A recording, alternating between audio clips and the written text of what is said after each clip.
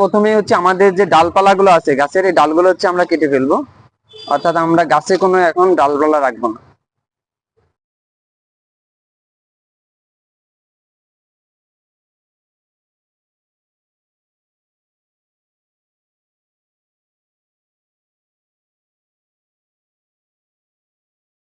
কি কাঠ?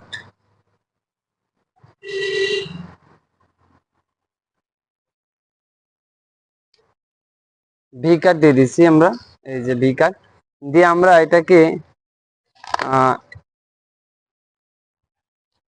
এই ভি কাঠ দিয়ে আবার আমরা এটাকে এখানেই লাগিয়ে দেবো। এই যে এখানে লাগিয়ে দেবো আমাদের।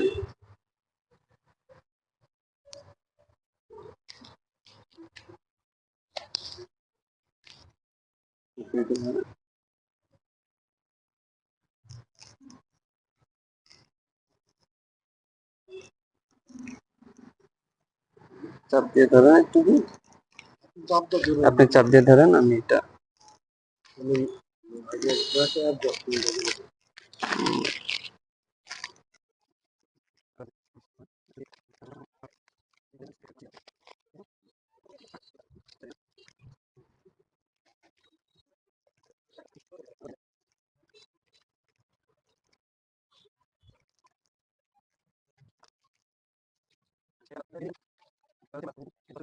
এর পরবর্তীতে আমাদের যে উপরের অংশটা আছে, এই উপরের অংশটা হচ্ছে আমরা এই আর একটা পলিথিন দিয়ে হচ্ছে এভাবে ঢেকে দিব, যাতে এর উপরে রোদ বা বৃষ্টির পানি যাতে এর ভিতরে না ঢুকে যায়। তো আমরা এবার রেখে দেব।